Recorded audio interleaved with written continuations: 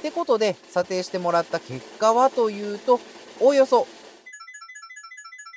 はいどうも、ゆちチャンネルです。今回は私が現在所有している NX350H バージョン L なんですけど、今のね、買い取り相場的に現状だいたいいくらぐらいの金額がつくのかなと、ちょっとふと疑問に思いまして、私思ったらね、即行動してみるをモットーとしてますので、ちょっくら旧ビッグモーター、現在はウィーカーズとなってるんですが、そちらに行ってね、簡単な査定をしていただきましたので、今回はその内容を皆さんと共有させていただこうかなと思います。とは言っても、私自身現状 RX350 の納車を待ってる身ですので、RX が納車されるまでは NX を売却することはね、正直難しいっていうのが本音なんですが、とりあえず目安となる金額だけでも聞いといた方がね、後々の心構えができるのかなと、そう思って今回査定してもらうことにしました。それでですね、早速査定金額の発表といきたいところなんですが、その前に査定する車両の情報だけね、事前にお伝えしたいと思います。もしかすると私と同じ年式ですとかモデルをお乗りのオーナーさんもいらっしゃるかもしれませんので、詳細な車両情報があった方が今後ね、もし皆さんが買取査定を行った際の一つのね、目安になる可能性もあるんじゃないのかなと、そう思いますので、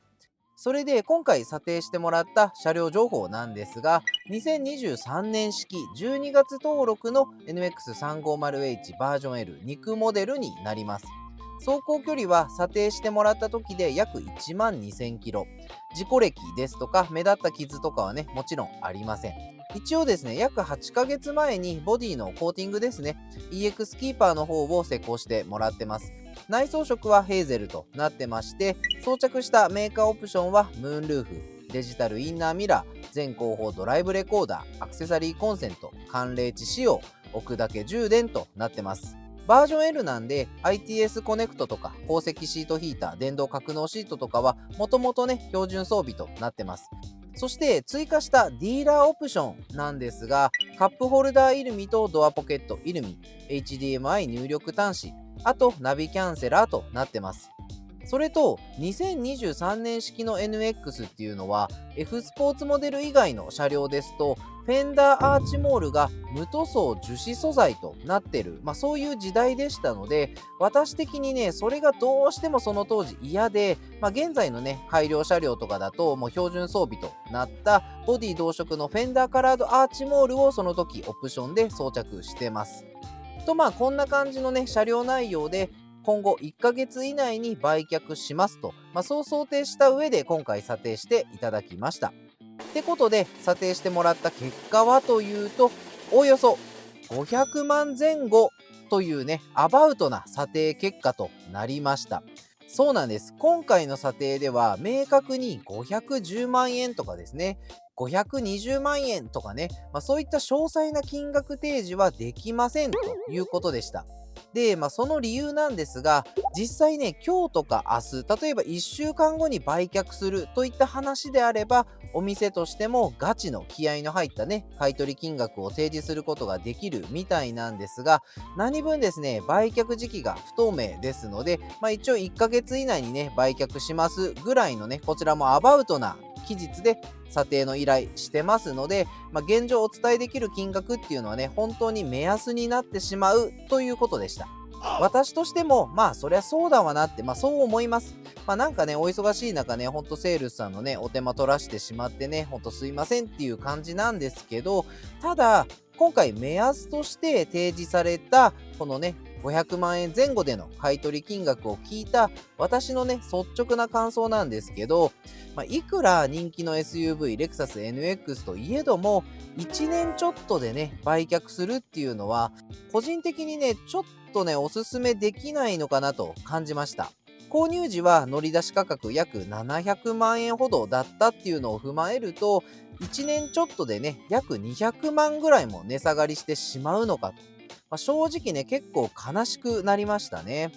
約15ヶ月で200万の値下がりっていう風に考えると、月々の支払いが約13万ほど払ってる計算になりますからね、結構割高な感じがしてしまいます。正直これでリセールがいいっていうのはちょっとねお世辞にも言えないんじゃないのかなと、そう感じました。ただあくまでも今回のこの査定金額っていうのは本当にねふんわりとしたおおよその目安となってますので、実際のところですねナビクルとかモータとか買取一括査定サイトを使って複数の買取業者さんに集まってもらって競ってもらうっていうことをすれば、もう少しね買取価格っていうのは上がってくるのではないのかなと、そう個人的には思ってます。あとリセールの観点で言えば、一般的に購入してから1年後このね下落幅っていうのが一番価格的にも大きい値落ち幅になりやすい、そういう時期ですので、これが2年後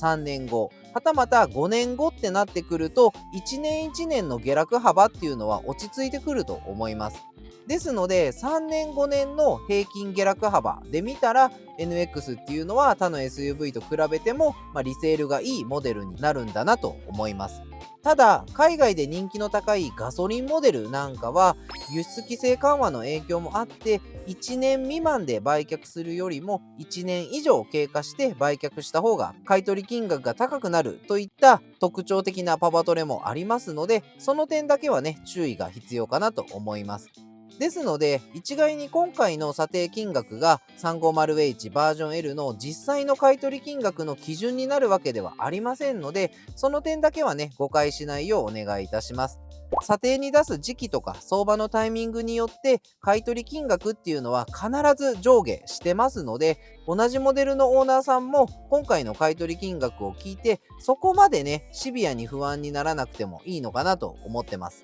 実際私がセールスさんと話をしていた中で今回出していただいたこの500万前後っていうね買取金額自体は本当にねふわっとしてまして、本気のね査定金額ではないんだなと、そういう風に感じてます。でそれでですね、ちょっとここからは査定の際にセールスさんから聞いた情報になるんですが、仮に今回査定してもらった車両と同等の年式オプションと走行距離という条件で、これ仮にですねモデルがバージョン L ではなくて F スポーツであったのなら、買取金額は実際のところどのくらい上がりますかねと、そういうふうにセールスさんに聞いてみました。そしたらですね、仮に F スポーツモデルであればバージョン L よりもだいたい20万円から30万円くらいは買取金額アップすると思いますと、そういったね回答でした。やはりね F スポーツはリセールに強いモデルであるっていうことに間違いはなさそうですね。皆さんリセールを意識して NX 購入するなら間違いなく F スポーツモデル選んだ方がいいと思います。ちなみにセールスさん曰くルーフ装備がない車両はルーフ装備がある車両と比べて買取金額が大幅に下がってくるそうですので、 NX を購入する際は必ずねルーフ系装備は鉄板でつけた方がいい、そういうことになります。あとプラス査定になりやすい装備としてはメーカーオプション関係は確実にプラス査定の対象になってくるそうです。なんですが基本的にディーラーオプションとかはプラス査定になることは少ないみたいですね。ただ純正のエアロだけは特別なんだそうです。特に純正のエアロパーツのモデリスタと TRD、 このね2大巨頭のエアロメーカーだけは装着した金額の最大で半分程度は回収できる可能性が高いとのことでした。もちろんエアロの傷ですとか割れ、塗装面の状態とかにもよるそうなんですが、程度がいい場合は大幅なプラス査定が見込める、そういったオプションなんだそうです。ちなみにモデリスタとか TRD エアロ以外の純正エアロパーツとかってあるじゃないですか。例えばスポーティーエアロとかなんちゃらエアロパッケージですとかで、そういった純正のエアロパーツなんだけどモデリスタとか TRD 以外のエアロ装備に関しては基本的にプラス査定が出にくい場合が多いそうです。ここはねちょっと買取店によってね基準っていうのがまちまちになってくるんじゃないのかなと思います。ですので、エアロをね装着する際は購入時の金額がやや高くなってしまったとしても、純正のね他のエアロパーツを装着するよりかはモデリスタとか TRD、こういったね有名どころのエアロを装着した方が後々ね売却時に回収できる可能性は高いのかもしれないですね。そんでもってですね、DIY カスタムした車両に関してもどこまで買い取り金額に影響してくるのか、実際のところね、その辺どうなのか聞いてみました。で、私の場合なんですが、ハンドルの交換ですとか、ウィンドウスイッチ周り、ドリンクホルダー周りをスウェードで張り替え行ったりしてます。あと外装にね、メッキパーツ取り付けたり、オートブレーキホールドのメモリー化とかですね、細かな箇所でいろいろと DIY カスタムしてたんですが、今回の査定ではですね、もう全く影響しないということでした。というか、マイナス査定にもならなければ、もちろんプラス査定にもならないといった感じです。セールスさん曰くですね、あまりに個性的なカスタムとか、例えば車高がね、めちゃめちゃ下げてあるとかですね、あともう奇抜なエアロを装着してるとかですね、万人受けしない外観のスタイルっていうんですかね、明らかに純正の内装と違った感じのカスタム内容してるとかね、そういった感じだと元の純正状態に戻す費用と手間などが発生してしまうので、その分マイナス査定になりやすいそうですので、カスタムする際は売却時に純正状態に戻して査定してもらうとか、そもそもね、リセールを意識して購入した時点でカスタム自体ほどほどに留めておいた方がいいのかもしれませんね。ただ今回お伝えした買取時の査定情報なんですが、買取業者によって査定する基準っていうのは若干異なってくるのかなと思います。例えば SUV 系に強い買取業者ですとか、カスタム車の買取に強い業者さん、輸入車に強い買取業者といった感じで、その買取店の強みとか販路によっても査定金額に大きな差が生まれてくるのではないのかなと思います。ですので、エアロ一つ取ったとしても、別にモデリスタとか TRD とかじゃなくても、純正のエアロ、車外エアロとかでも、プラス査定をしてくれる買取店もあるかもしれません。今回お伝えした内容は、あくまでも私が査定していただいた店舗では、こういった基準だったということでね、ご承知おきいただきたいと思います。またね、リセールなんか気にしていちいち車を購入したりはしませんですとか、自分の愛車だから好きにカスタムし続けますっていう方もね、少なからずいらっしゃるかと思います。それはそれでね、本当一理あるかと思います。なんで、そこはね、個人個人の価値観で素敵なレクサスカーライフを楽しんでいただければなと思っております。ということで、今回は NX の査定に関してですね、情報共有させていただいたんですが、いかがだったでしょうか。私も今回の買取金額に少なからずショックを受けたっていうのも事実なんですが、現状 RX の納期が未だにね、判明してませんので、私としてはまだまだね、愛車 N ちゃんを売却するわけには当然ながらいきません。ですので、これからさらに時間の経過とともに買取金額は徐々に下がっていくと思われますので、その下がった金額分をですね、しっかり貯めていこうかなと思ってます。最悪ね、銀行からの借入金を現状の予定よりも増やすかもしれないですね。